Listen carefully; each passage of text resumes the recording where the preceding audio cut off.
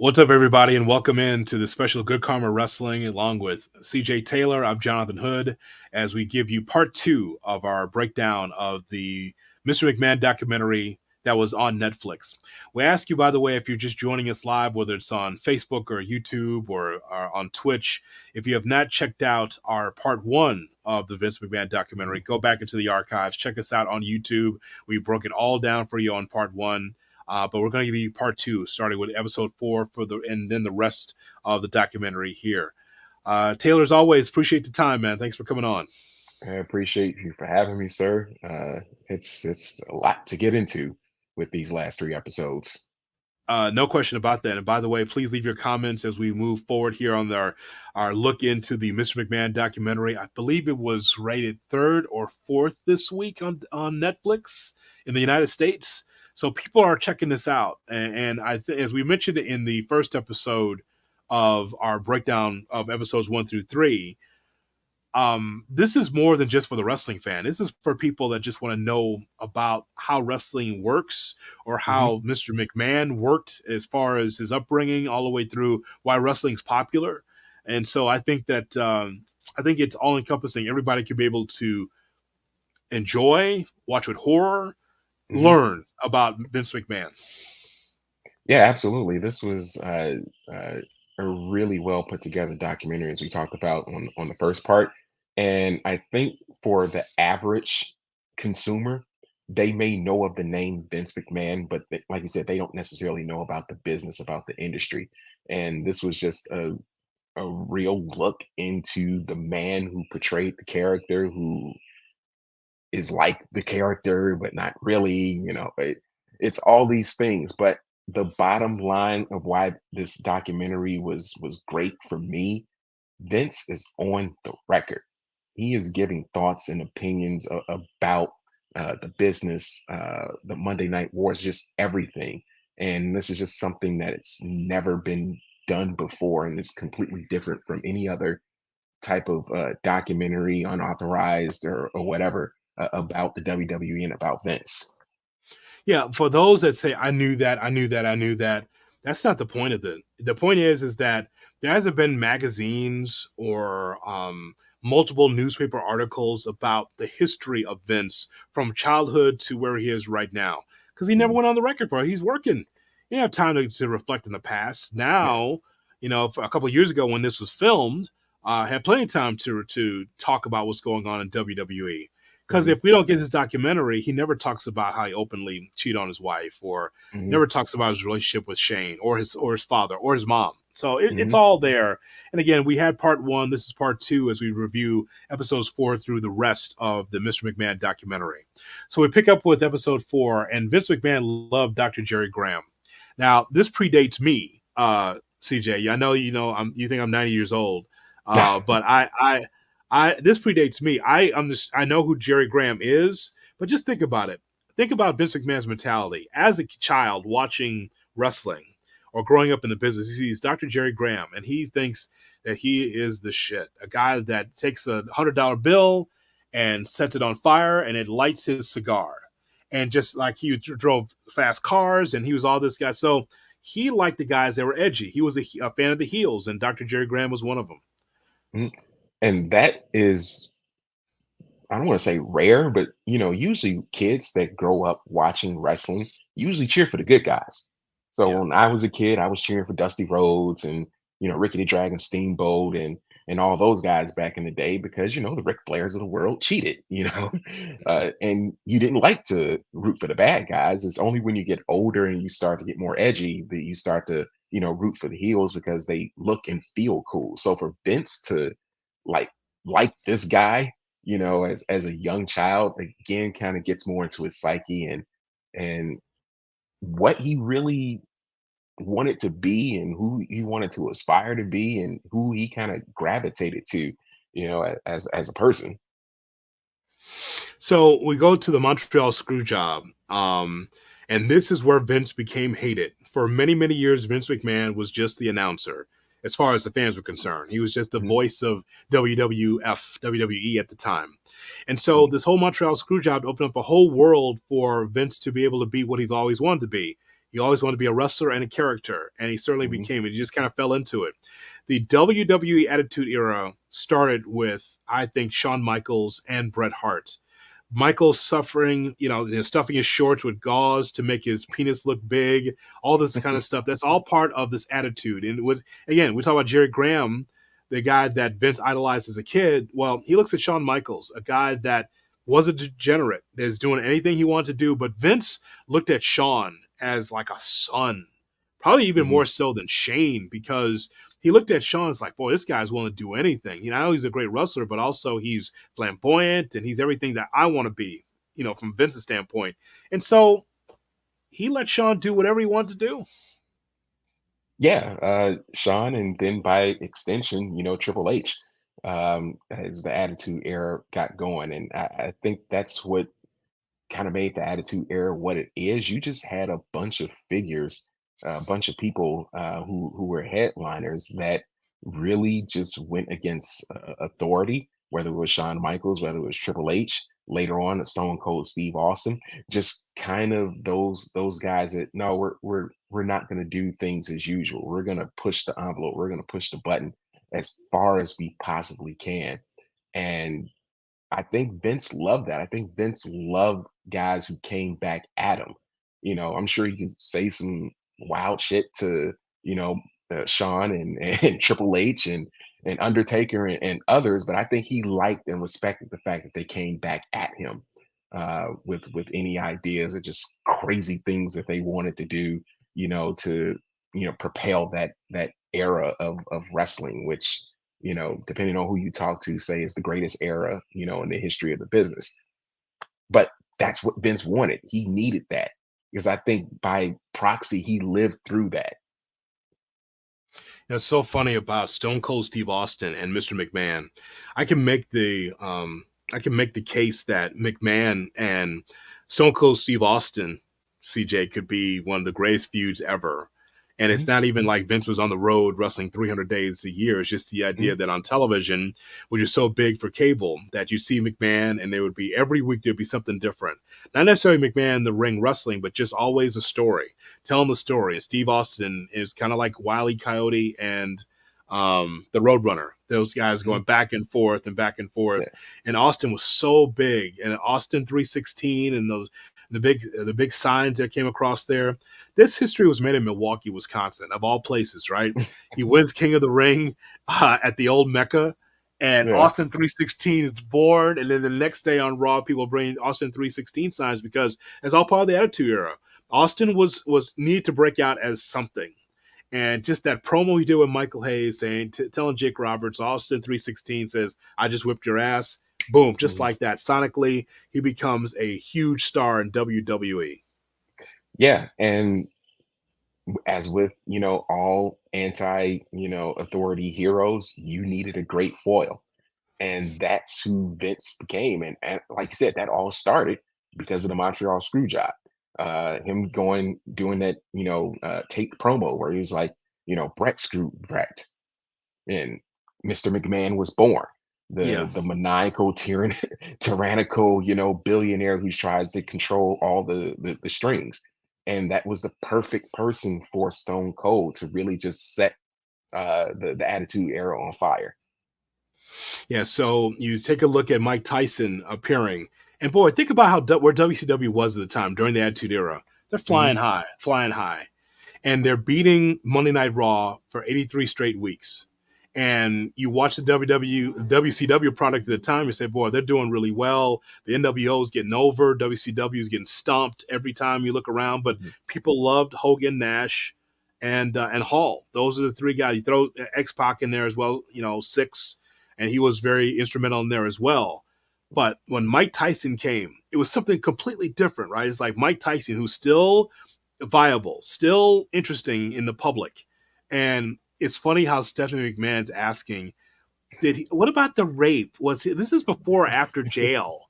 She wasn't even sure. yeah. She was even working on the details. It didn't matter if he was in jail or not. They were putting Mike Tyson on, in this particular situation because it put WrestleMania on the map between Austin and Michaels. Yeah, at that point, but before Tyson, it was just you were wondering if WWF was going to close their doors. I mean, that's Hmm. just how bad WCW was beating them in the ratings. And what Tyson was able to bring was just this air of reality. uh, Here you had this larger than life sports figure, which basically trumped, whoever WCW was bringing on at the time, which I think was like Dennis Rodman and Carl Malone were, Yeah. had done a couple of shows, but to have Mike Tyson, like the baddest man on the planet with all of his controversy and everything that was going on in his life at the time to, be the special guest referee for, the main event of WrestleMania, that was just another point that started to come back for the WWE at the time. Yeah, Tyson was huge for that, and it's interesting in retrospect to hear from Shawn Michaels talking about how he wasn't necessarily proud of that match because his back was so jacked up. That matchup against Austin. Do you notice that Hmm. in the documentary? He's like, "Yeah, it wasn't really a great match." I've never heard. Again, this is what the documentary is for, to be able to get those Yeah. truths out there, that particular perspective. I never heard Shawn say that before. Yeah, that was interesting. Him and Stone Cold both. They I think Stone Cold during at one point in the documentary was like he looked over, was looking over at Vince and was like, "Ah, don't worry about the match," because the spectacle of Mike Tyson being there is what sold the match. Now, Mhm. you think to that match, some 25, 26 years ago, yeah, we kind of don't remember it, but we just remember it because Tyson was there. And you still had the star power of Shawn Michaels and Stone Cold there. But yeah, as far as a match goes, do we really remember it? Not really. Remember the fast three count from Tyson? I think I Yeah, recall that. I remember yeah. that. But yeah, we're talking about the Mr. McMahon documentary. If you just joined in, yeah, look at that face. Only a Wow. face a mother could love, and not even his Ugh, own mother. So ugh. we're talking about this Mr. McMahon documentary. Make sure you leave your comments. Give us your thoughts if you got a chance to watch the Mr. McMahon documentary. And so Vince McMahon saying that the Attitude Era was okay for kids. I can't believe that even at this time in 2022, 2023, 2024, they still believes that that was okay for kids. And here's the thing, like, I'm no prude. I understand what they were going for.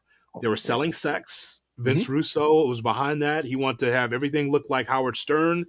And Hmm. this whole circus of like quick matches and having hot women on there and, you know, fart jokes and all this other stuff.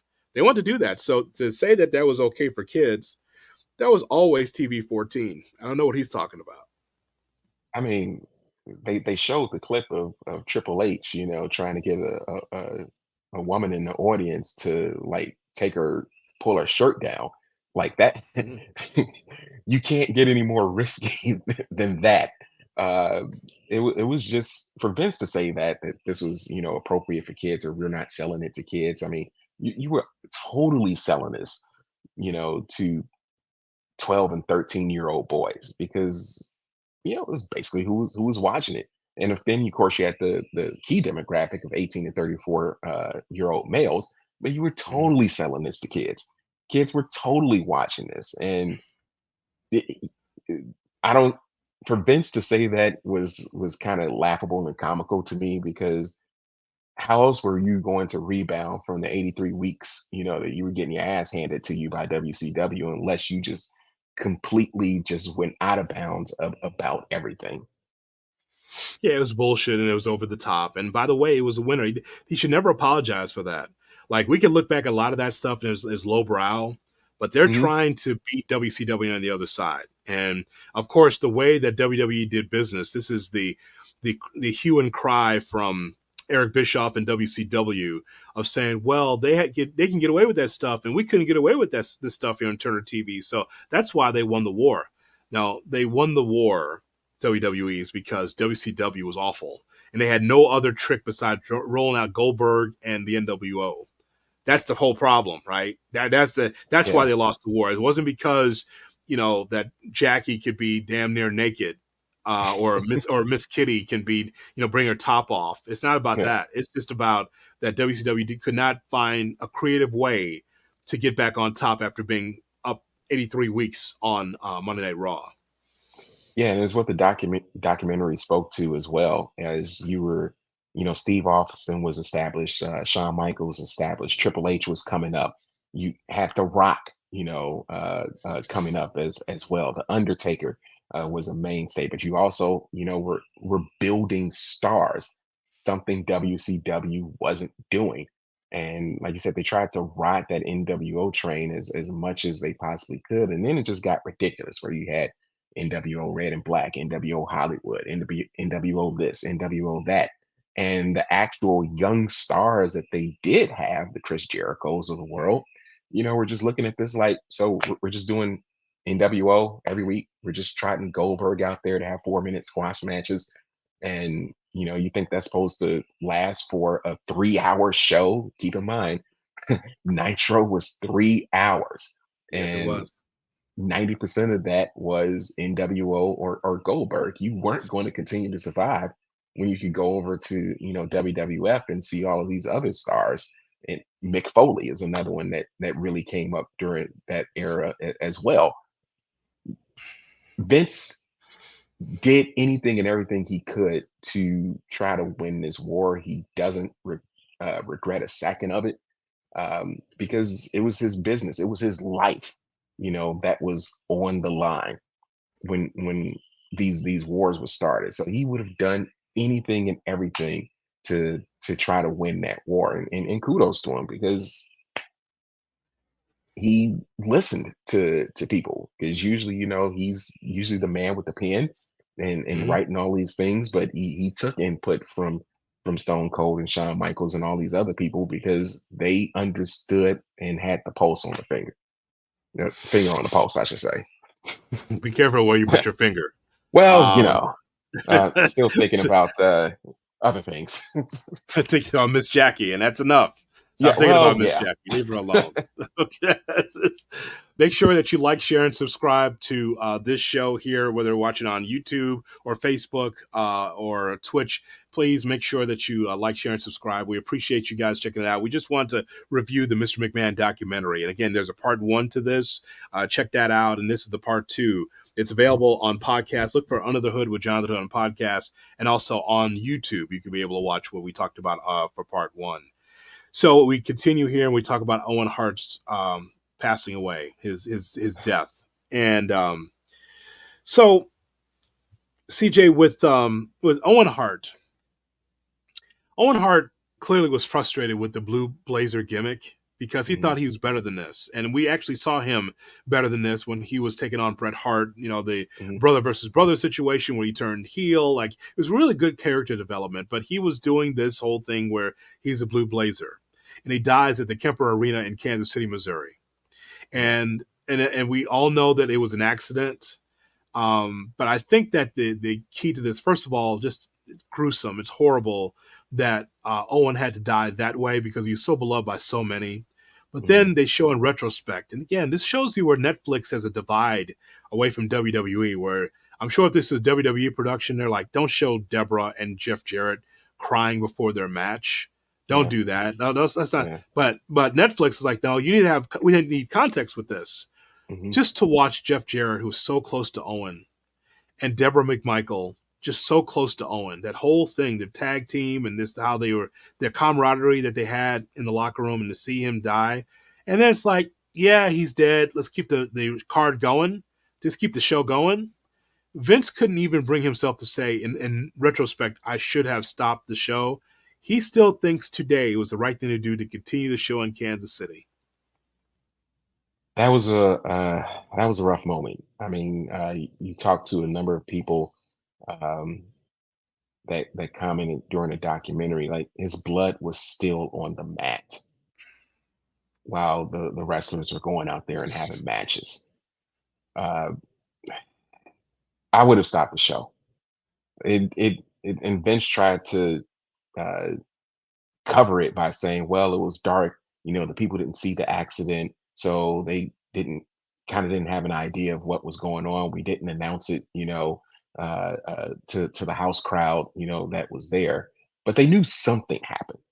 They knew something went wrong, and to still put it on that show when you said Jeff Jarrett was hurting. You could clearly see other wrestlers were clearly affected by this. Undertaker, I think they had a quick scene of him where he just kind of looked not like himself Yeah. during a documentary. You don't put that show on.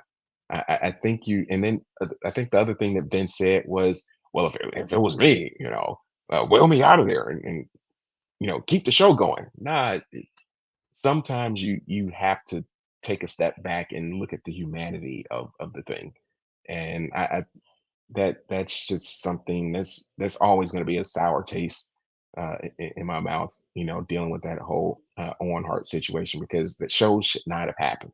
It just should not have happened. Well, it's certainly a philosophy that Vince heeds, CJ, because Jerry Lawler died on TV as well.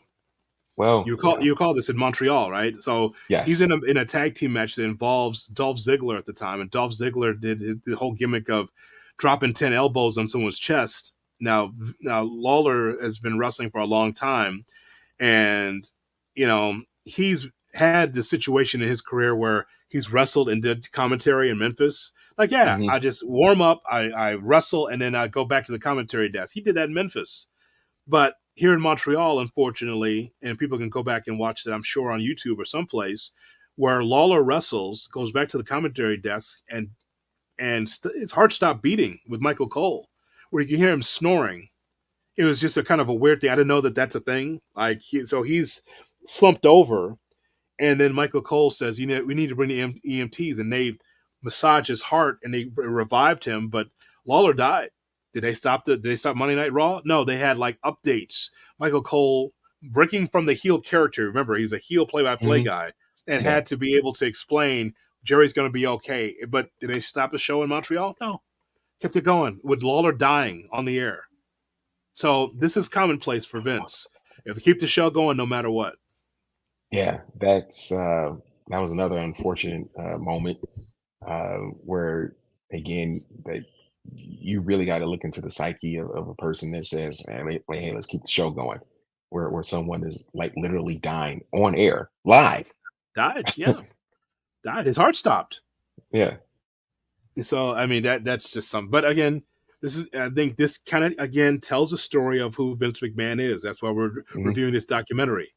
Just from a sports standpoint, Daryl Kyle, was that him that died in his hotel room in Chicago with St. Louis, if I'm not mistaken? Cubs, St. Louis, 40,000 people, and Joe Girardi had to take the mic and told everybody to go home because one of the St. Louis Cardinals died. I believe that was the story. Like they didn't Yeah. play. Yeah. I mean, this has happened several times where a player died before the game. They didn't play the hmm game. They suspended the game because that's just what you do. But from Vince's standpoint, just keep the show rolling because that's what people want. Wrestling. Wow. Yeah. So, so there's that. Shane McMahon did not approve of the wedding of Stephanie and Triple H. A little nugget, a little kernel Uh, that I did not know.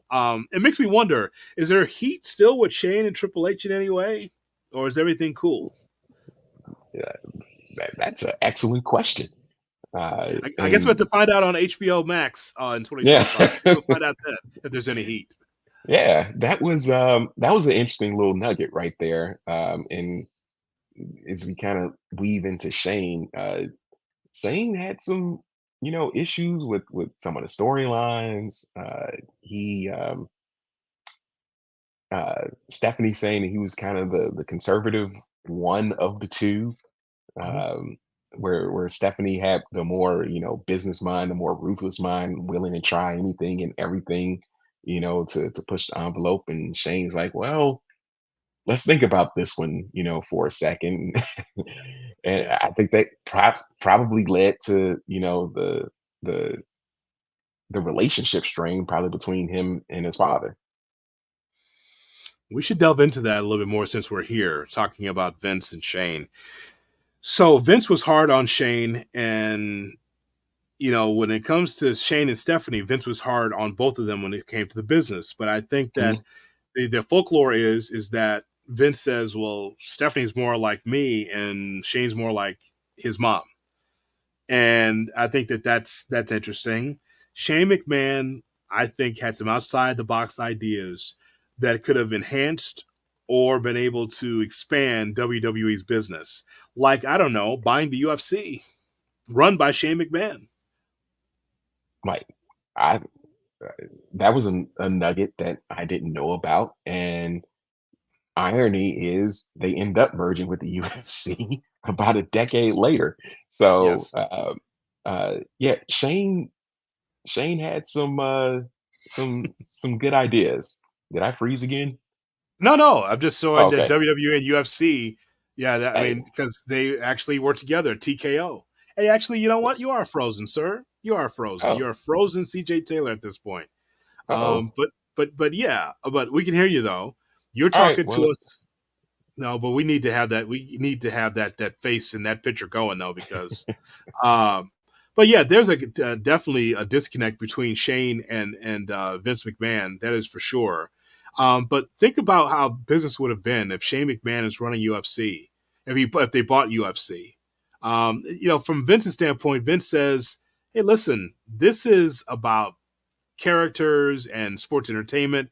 And mhm. I don't know why Vince would shy away from boxing or MMA. Yes, it's not scripted, but it is sports, but it's still lucrative. Yeah, I think maybe at that time Vince really was just kind of the man who wanted to build this empire and not have to he wanted to stand alone. And I also think he wanted to garner the respect, if you will, of the sports world. And to kind of merge with UFC at that time, it could have been seen as, just kind of hitching your wagon, to a legitimate sport. And Vince wanted to, even though it's sports entertainment, he wanted that respect, from the sports world to say that I built this sports entertainment empire and you're gonna have to respect me, because this is what I built. And I made it the number one sport in the world. I think that's what Vince was looking for, and I think that's the reason why he just kind of nixed that idea with Shane. But you know, as irony has it, here they are, uh, lockstep with UFC under TKO. It's just I think that's probably where Vince's ego got in the way, and his inability to really kind of listen to what Shane, what Shane's ideas were. All right, CJ Taylor, you need to unfreeze yourself because you're just a solid carrier. While you unfreeze your screen, we got to be able to tell people that you can catch me on Good Karma Wrestling, and that's every Thursday, 7 p.m. Eastern, 4 Pacific. You can catch it on YouTube. Just look for Good Karma Wrestling. The same thing is with the Busted Open show that I do. Busted Open every Sunday, 9 a.m. Eastern to noon. Eastern time on Sirius XM Fight Nation Channel 156. So if you want more wrestling content, we got it for you. It's available where you get your podcast. Look for the Busted Open podcast or Good Karma Wrestling. Plenty of wrestling there as we do this special documentary. Look at that, unfrozen, just All like right, that, right? I just do a like that. promo and you're back, just like that, Boom, just boom. like Let's that. go. Let's I would, go. I would say take that, but then that's too puffy, and we Well, won't be doing that. yeah, So yeah. Let's. Oh, whoa. we won't be doing that. But I want to get if there's any more takeaways that you'd have about Shane McMahon, because Shane just wanted to be able to have the love from his father, but we Hmm. come to find out that the same love that Vince did not give Shane, Vince didn't get from his father until the Yeah. day he died. Vince Senior is like, told you I love you, and they had a business relationship, and I think that's Shane wanted to have that with Vince, and it never happened. But even if you just watch it, Shane is very laid back and kind of cold. Hmm. Yeah.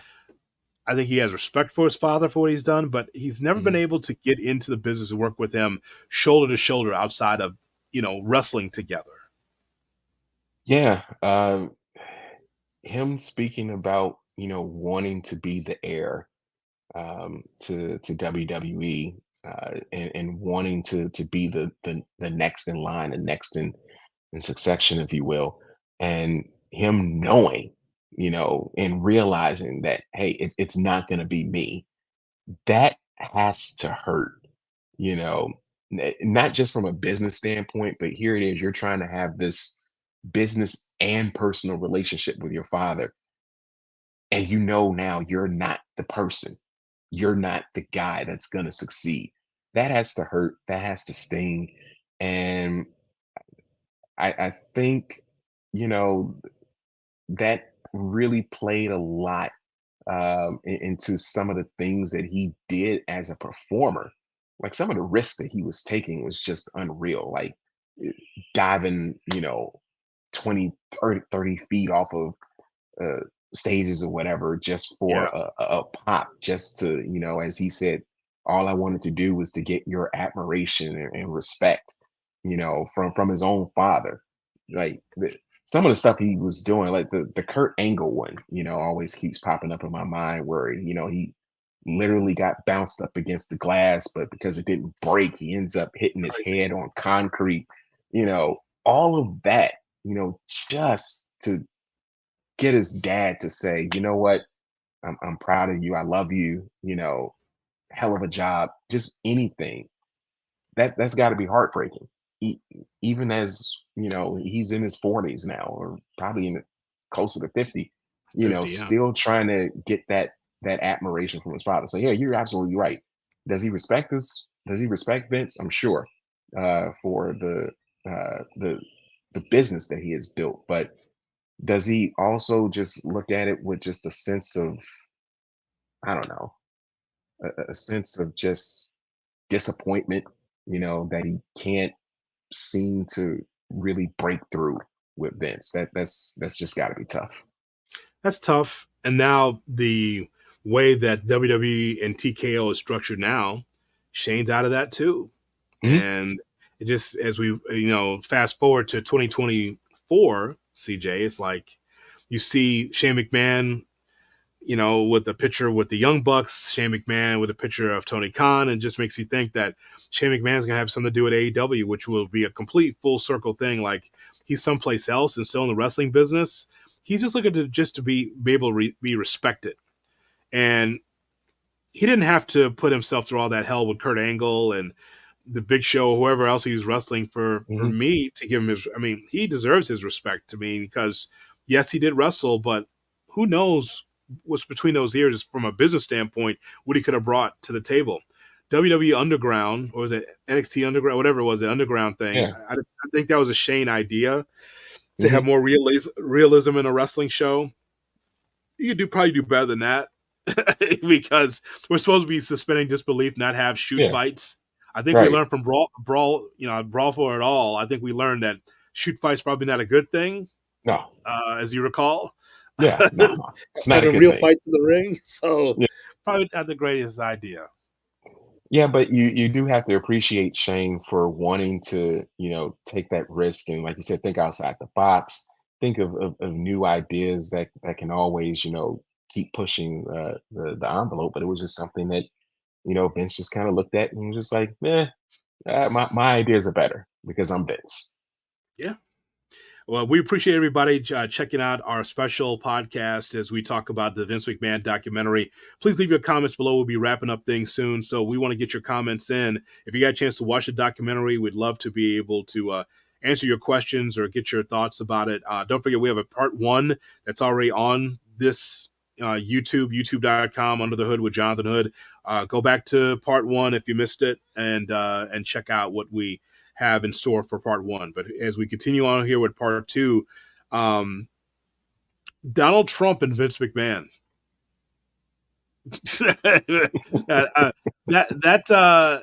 It's funny. And you being the pop culture guy, I think you can speak to this probably better than I can. What's currently happening with Donald Trump, what has been happening with former President Trump, has a wrestling tie to it, in which Donald Trump was really into wrestling. Hmm. More so than just the two WrestleManias back to back in Atlantic City. Like he's always thought that this is great theater, great entertainment, and he was into it. I can't say that he was at every garden show in New York back in the day, but Yeah. he saw money in it. And you watch him now with the red hat, kind of like Hmm. Stone Cold Steve Austin used to have the hat, Yeah. and just saying things off the cuff. And Yeah. whatever politics aside, the character is very much like a wrestling character in which I'm going to tell you what's on my mind. I'm going to say it like it is. I'm going to have Hmm. a red cap on, and it's about merchandise, and it's about, all the, so it's funny when I will see Trump back in those days wrestling with on the ground with Vince McMahon, that whole Yeah. haircut versus haircut match at WrestleMania, all that. It's just I think it's very interesting to watch Trump then and now. And I think he learned some things from wrestling as far as being able to develop a character and a persona. Oh, he absolutely did. He absolutely became more or less a performer Yeah. while he's up there doing stump speeches and everything. He delved into the character that he created. And like you said, the red cap, just going off the cuff and just saying anything and everything that comes to his mind. Yeah, he learned that, I think, in just his love of wrestling and just watching wrestling for all of these years, and was smart enough or whatever to realize, hey, this could probably sell in the world of politics because let's keep it real. Politics and professional wrestling, the scripted show, not all that dissimilar. Yes. Shout out to Dalton, Illinois. Yeah. It's, there's plenty of wrestling there. Every board meeting, there's some wrestling Yeah. there. So, Yeah. so yes, there's no doubt about that. So I just it's interesting. And then of course the Apprentice, like that. Who said you're fired first? Was it Vince or was it Trump? I don't know, but I just Yeah. somebody said you're fired first to make it a catchphrase. Mhm. It's funny that they brought Trump into the documentary, kind of show you know Trump as a politician and Trump as a wrestling figure.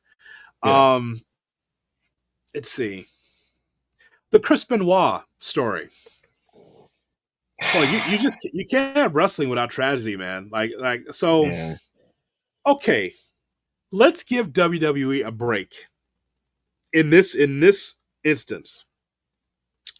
So I think all of us were saddened by the passing of Chris Benoit when we first heard the story. Mhm. I don't know where you were, I don't know where I was, but the point is, those like Benoit's dead. Like, what happened? And Nancy's dead, and like his son's dead. Like, what happened in that house?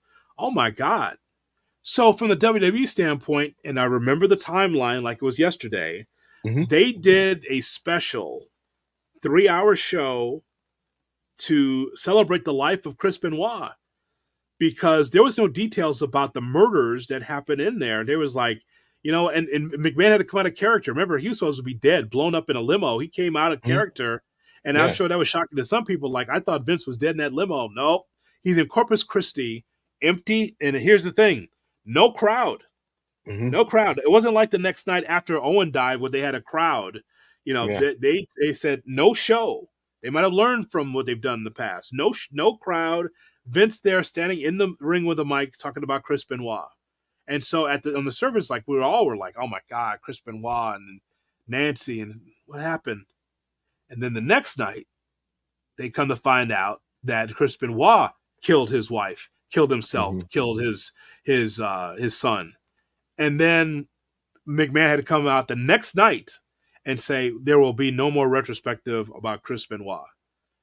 And it's kind of like WWE jumped the gun without getting the story, but they had to put a show out on Monday.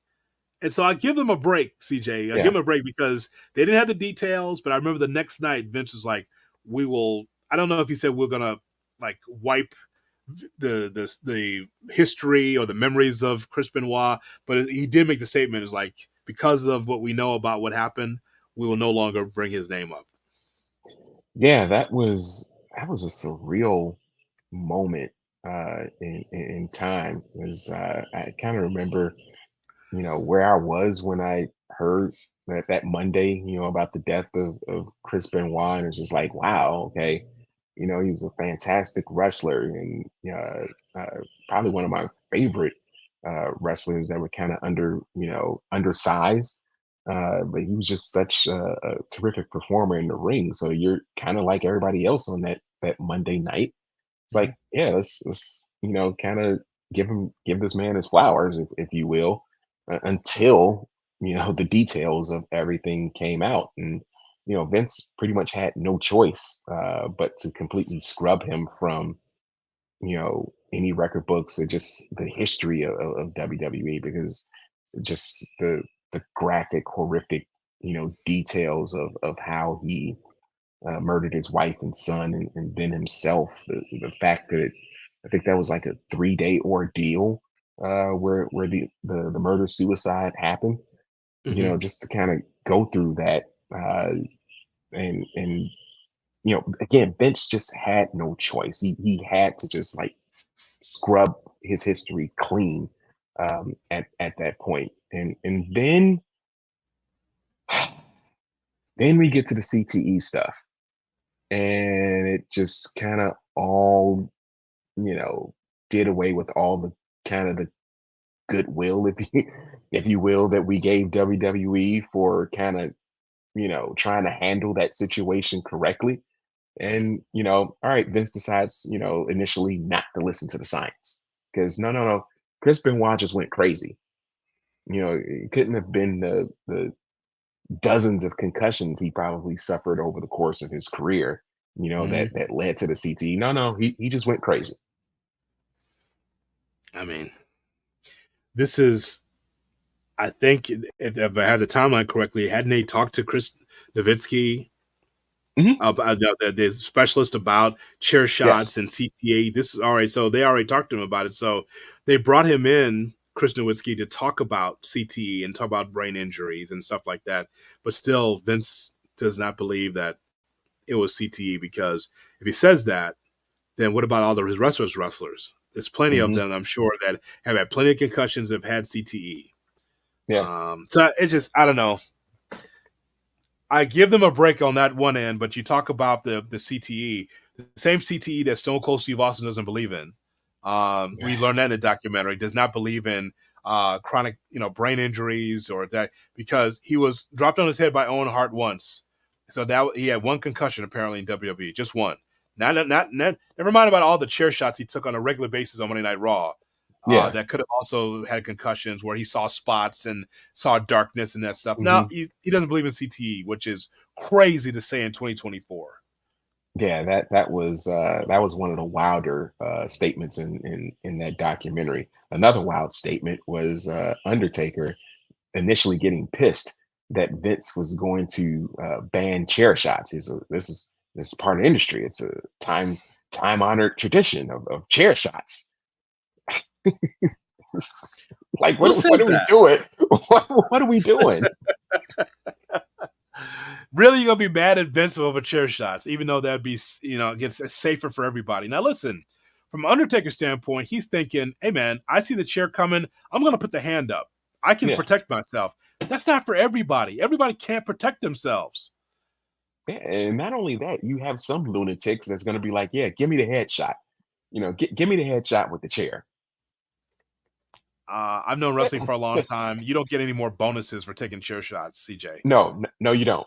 You Yeah, it's not. absolutely don't. So, There's nothing that's in your paycheck that says, "Hey man, you took a pretty stiff chair shot. Here's 250. Here's a little bit more cheese on your Whopper." Nobody does yeah, that in wrestling. That's not true. no, So I just just weird, outlandish shit.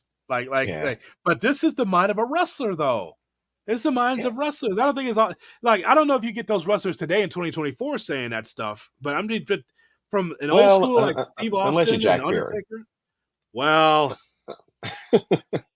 he wants glass, brother, real Yeah, glass. Scapegoat. Yeah.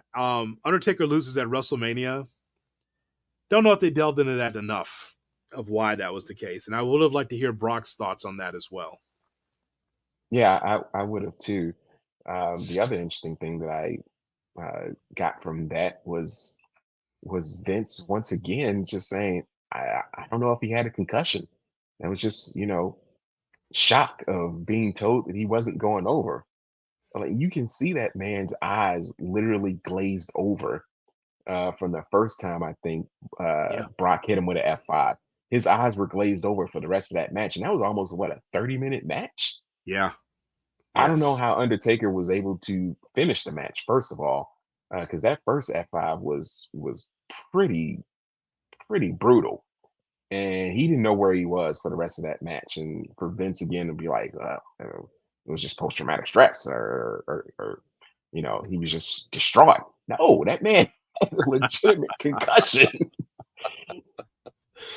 Just gross negligence and ignorance, and just living in your own world. You see, Yeah. wrestlers and sports figures are supposed to be these superheroes that Hmm. if they go through an injury, they'll be able to come back because they're one percenters. They can Yeah. do things that nobody else can do. And in Vince's world, he does not in reality. Ultimately, that's what we're talking about with Vince McMahon, a guy that's not in reality. You don't Hmm. understand that you might be close to these wrestlers, but they live and they breathe and they put one leg at a time in their pants and everything else. And they're just like everybody else. They're superhuman in the ring, but not superhuman in life. And so for Vince not to see that again, it's gross negligence because he just thinks that these guys can just do whatever. And that's kind of been the industry for so long.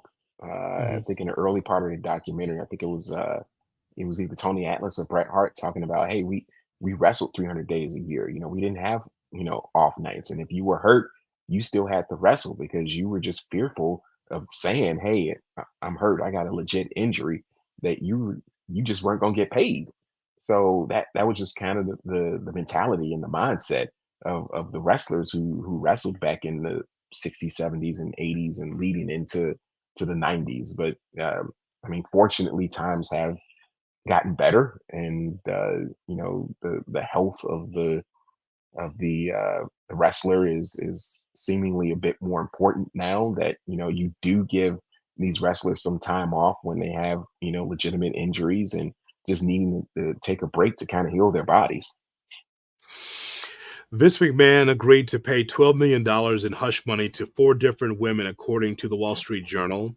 $7.5 million pact with a former wrestler. There is a wrestler, CJ. Do I have to? There's a wrestler that accused Vince of wanting oral sex and didn't get oral sex from, and did not renew the contract of this wrestler.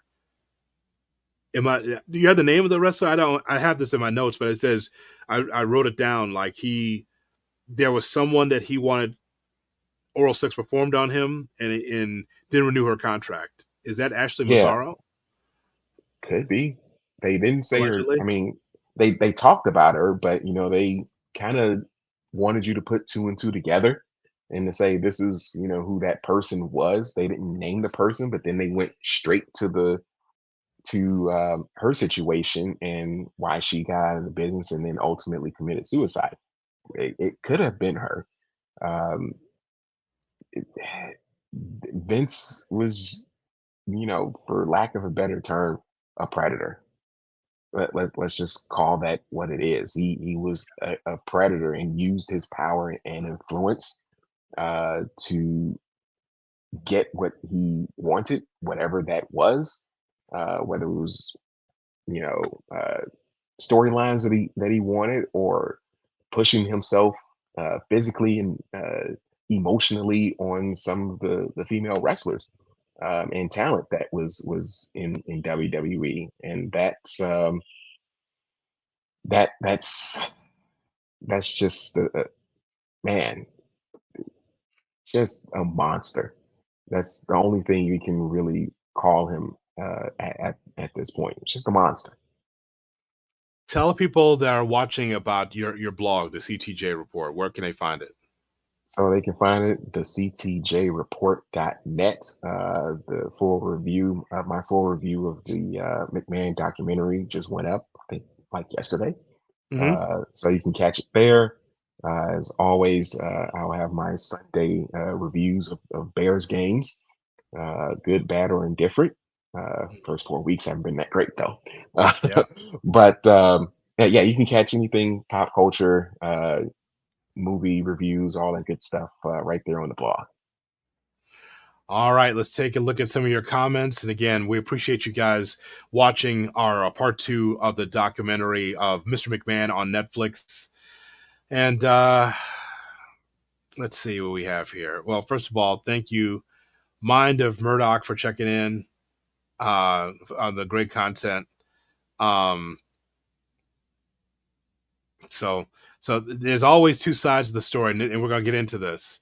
Hmm. So this is from Wall Rods that says, that Vince McMahon was mischaracterized throughout the whole documentary.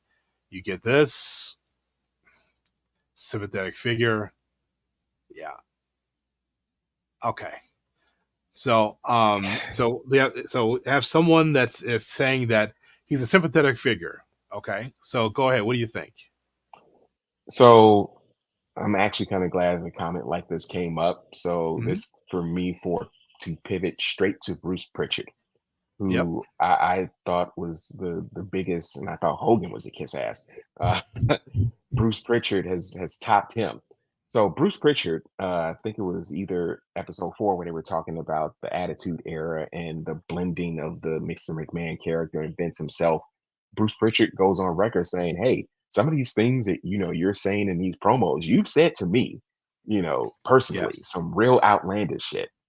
Then fast forward to episode 6 when I think he was the only one that may have said anything post the accusations becoming public and Mm. saying, "Well, you didn't go on the human side, and he was there and he paid for my wife's healthcare bills and all this." Okay, that's great.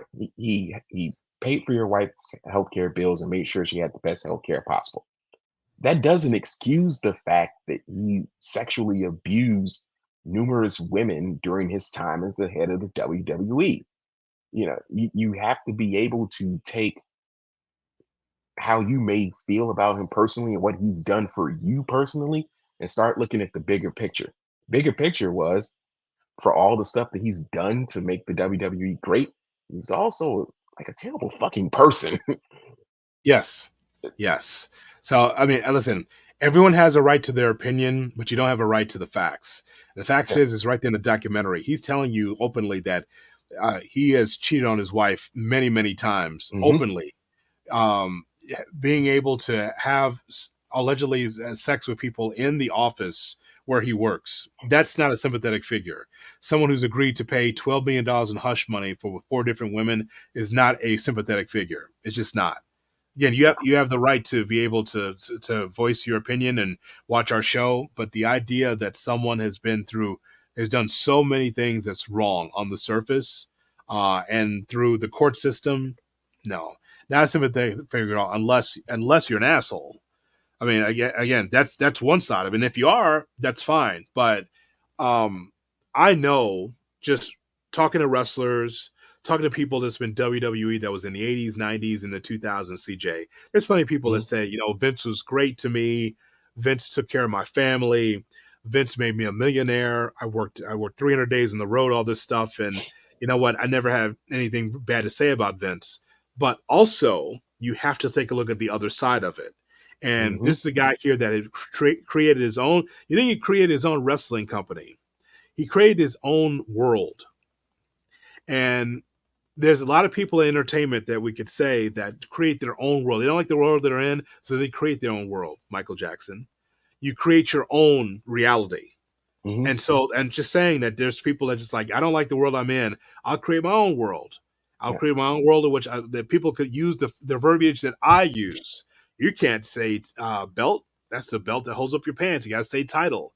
You got to say then from there and notwithstanding and use. That's when you have so much control that Hmm. you make people say what you say. Like talking about commentary and writing, as far as the promos are concerned, all that's through Vince, and that Hmm. could become very dangerous because ultimately, as the boss of a wrestling show, you're telling your employees that they must walk and talk like you, they must act like you, and I think that becomes very dangerous. By no means he's a sympathetic figure. He's a millionaire, former billionaire, but a millionaire. But he wanted things his way. And for all the good, I think that the bottom line is that the Mr. McMahon character is actually Vince McMahon. Absolutely. And that is something that whether he wants to admit it or not is the truth. One more little tidbit about this and about the documentary. There was a quick little segment where they talked to, I think, Undertaker, Trish Stratus, John Cena, I think maybe a couple other people. What was Vince's legacy? Did you notice that no one could answer that? Right? no one could answer that until you get to Tony Atlas, who, just he was just the man. It, he basically said he was the he's the greatest promoter of all time. But Undertaker, Cena, Trish Stratus, all these other people could not bring themselves to try to define what Vince's legacy is because I'm sure they've seen some weird shit from him, some really heinous shit from him. And because they feel like their careers and their livelihoods are, kind of due to him making them stars, they can't really say what they want to say. I think it's all well said. It's all there, part of part two of that documentary. If you have not seen it, make sure that you check it out. Part one and part two. We break it down here. A few news and notes. The World Wildlife Fund, so no longer WWF, it turns into WWE because of the World Wildlife Fund. That's one of the wars that Vince could not win. You want to keep those letters, but the World Wildlife Fund was like, nah, we got something else for you. Yeah, that was actually a fight he kind of gave up quickly. Mm-hmm. He wanted to, pursue it, and then he was just thought better of it and was like, yeah, I don't really need to sink this much money and this much time into it. Nah, let's just go with WWE. John Cena almost cut from WWE, but he could rap, pal. He could rap. So now we got to keep him on because he could rap. Okay. All right. That's fair. Bars. He Yeah. gave Stephanie McMahon bars. Can you rap? Yes, I can. And Uh, thus the Doctor of Thugonomics was born. I like Cena as a heel. Yeah, it was Yeah, I like good. That Cena was as a good heel. It was stuff. him against the Undertaker as a heel was good stuff, and he never Yeah. turned back again. But he was kept on. Just so you know, he was just like one of these OVW factory guys. Hmm. Just looks good but can't work, but he can rap, and that's Yeah. good enough. Ruthless aggression. Okay. Uh, Bob Costa swearing on TV. Damn. Probably my favorite part of the entire documentary. Like he said that with his full chest on. What did he say? He said I bullshit. What did he say? nah, I think he dropped the F bomb. I think he just came That out and said fuck. I think he did. I think he Yeah. did. Bob, my God. It All these was come years, man. These old come people do. bad. Let me tell you something. Let me tell you something. These old broadcasters don't care. I mean, No. like when I first heard Jim Ross on his podcast swear up like or Tony Schiavone swear, I'm like, golly, man. It's like the first time you hear Bob Saget swear after all those years Yeah. of family on the TV show and in doing blue comedy. It's like, what? Crazy. Uh, Absolutely. That was hilarious though. Hilarious. Anything else we're missing as we wrap it up? I don't think so. Or Eric Bischoff saying that he took his eyes off the ball in creative. No shit.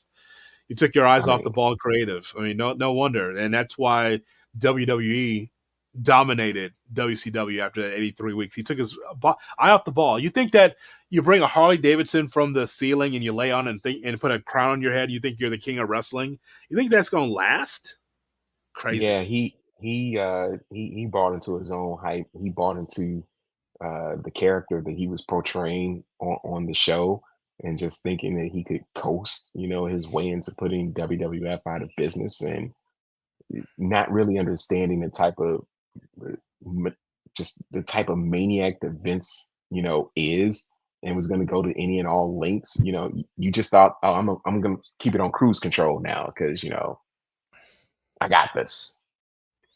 And it's incredible. But again, there's part one and part two of this podcast as review. Mr. McMahon shows that's on Netflix, and don't forget, there's a lot more wrestling content from me, Jonathan Hood, on Good Karma Wrestling. Just look for it on YouTube. Hit that subscribe button. You want more wrestling content? We got plenty there, and also on Busted Open with me every Sunday on SiriusXM Fight Nation. So for CJ, I am Jay Hood. Sir, thanks so much for being on the show. I really appreciate you spending time us breaking down this documentary. Thank you as always for having me, sir. It's always fun to sit back and talk a little wrestling. Don't forget to mention us on the blog, by the way. Just a cursory mention if you could, about Oh, our podcast in your blog, please. absolutely. Yeah, that goes without saying. I got you. Do you know how much I have to pay just to get our name mentioned on his blog? You know how expensive that's expensive real estate. Everybody, I just want everybody to know it's very difficult to get into your blogs, and that's valuable real estate. It certainly is. Thanks everybody for watching. We really appreciate it, and continue to like, share, and subscribe to Under the Hood with Jonathan Hood.